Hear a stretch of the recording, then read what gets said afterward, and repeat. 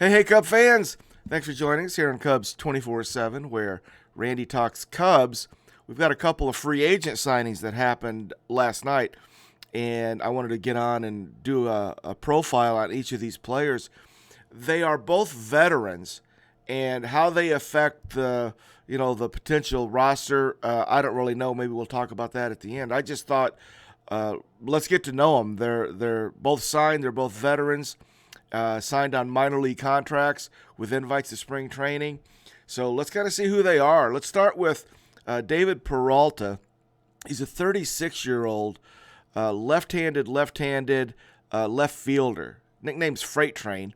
He's 6'1", 210, born August 14th, 1987. He's from Venezuela, and he signed with the Cardinals in 2004, a $35,000 signing bonus. After 2 shoulder surgeries, so he's having trouble staying healthy, Cardinals end up releasing him in 2009. So he plays independent ball from that point till he signed with the Diamondbacks on July 3rd of 2013. So that's kind of an interesting start for young David Peralta. As a 26-year-old, he gets called up and makes his Major League debut on June 1st of 2014. Got off to a hot start. In fact, he's 26 years old, so he debuts in the bigs, and he's pretty much ready to go. Gets off to a hot start in his debut, hits .328 in his first 15 games. Then the next season in 2015, he has a breakout year. He hits .312, 17 home runs, led the league in triples with 10, and was the Diamondbacks' primary left fielder. So he comes out of independent ball. 2 years later, he has a phenomenal season for the Diamondbacks. Drops off a little bit in 2016, 48 games. He hits .251, 4 home runs, 43 hits total, just 171 ABs. Bounces back in 2017, 140 games, hits just under 300. He hits .293 with a .352 on base and a .444 slug. Has 154 hits, hits 14 home runs. Good year. Gets better. In 2018, as a 30-year-old, plays in 146 games. Again, he hits .293, exactly the same average that he had the prior year. His on-base percentage, again, is .352. It's the same. His slug goes up to .516. He hits 30 home runs. Big year. He wins the Silver Slugger Award in 2018 as a 30-year-old. 2019, pretty good season. 99 games, hits .275, 343 on base, 461 slug, 12 home runs, wins the Gold Glove. Dude goes Silver Slugger in 18, Gold Glove in 19. His last 2 or 3 years have been really good. 2021. Drops off a little bit, 150 games, hits .259, 325 on base, 402 slug, 126 hits, 8 home runs, serviceable. On July 30th, he was traded to Tampa Bay, so he combined his 2022 season between Tampa Bay and Diamondbacks. Totally at 134 games, he hit .251 with a .316 on base, 415 slug, 12 bombs. Then after the season, he's a free agent. So he signs a 1-year, $6.5 million contract with the Dodgers. So a year ago, he signs a $6.5 million Major League contract with the Dodgers. Plays 133 games for them last year. Hit .259, 294 on base, and a .381 slug. 7 home runs, 55 RBIs. But I'm wondering if he was healthy, because as soon as the season was over, he had surgery to repair a flexor tendon in his left arm. So he was injured. So I'm wondering if those numbers are if the drop off is because of that. I don't know. He's not a kid. He's 36 years old this season. So coming off surgery, I guess he's kind of a question mark for us. But David Peralta could play. I mean, he like between 30 years old to 32, 33, really, really good. So we'll see how David Peralta looks very soon. Let's move on to Dominic Smith, Dom Smith. He's not sort of what I would call a traditional trajectory. a little bit different than David. David got off to that interesting start. Dominic went through it like you would expect. So he's younger. He's 28. He'll be 29 on June 15th. He is 6 foot 224, a lefty. First baseman. They list him as a first baseman, left fielder, but guys, he's not a left fielder. He's first base. His name is Sloth Bear. He's from Junipero or Gardena, California. Went to high school at Junipero Serra High School in Gardena.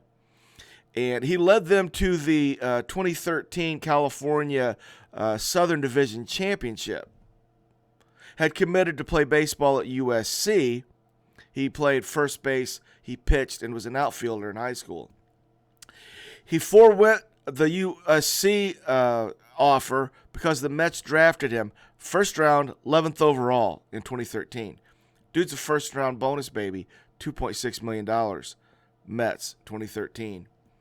His minor league career with in the Mets organization is exactly what you would think it would be. He starts in rookie ball, gets promoted to low A, then high A, plays in the Arizona Fall League, gets promoted to double A, then triple A. All of this between the signing in 2013 and 2017. So exactly what you would expect.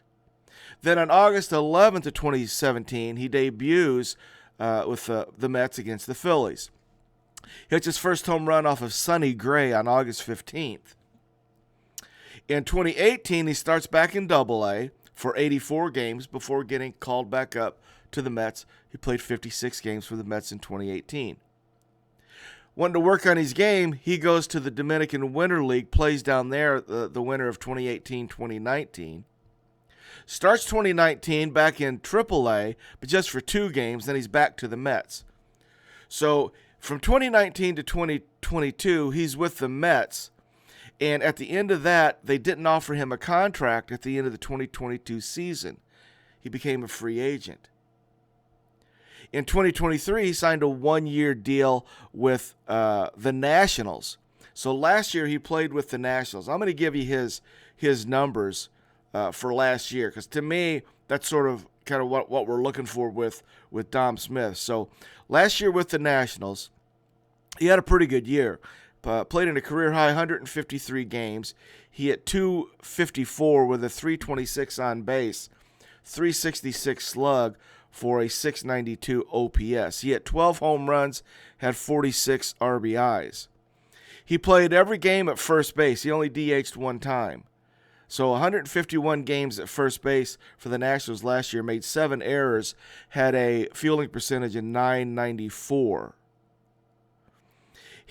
I wanted to see his splits. Last year, his splits, he hit righties better. He hit .263 off of righties, .234 off of lefties. So he's obviously much better against the right-handed pitcher. In his major league career, in 7 seasons, he's got a lot of at-bats. He's got a lot of games, 600 games, just under 2,000 plate appearances, 440 hits, 58 home runs, 225 RBIs, average of 248, 313 on base, 407 slug. So, but he was DFA'd by the Nationals on November 14th. When the Nationals started adding youth to their 40-man roster to protect against the Rule 5 draft, they went ahead and DFA'd Dom. So he's 28 years old, got major league experience, but some of his numbers are pretty average. Like when you look at his Major League Baseball percentile rankings and things like whiff rate and K rate, they're not great. They're average, mediocre at best. But I think what he does bring is a little bit of predictability. I think if he played, he's probably going to hit right at 250, play decent first base, probably hit a few home runs. At least you kind of know what you're going to get. So between the two, I don't know what that does.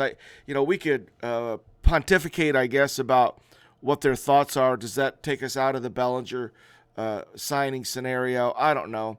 The fact that they've talked about giving Christopher Morel that clean runway for third base, to me, kind of says we're probably not going to be looking for Chapman.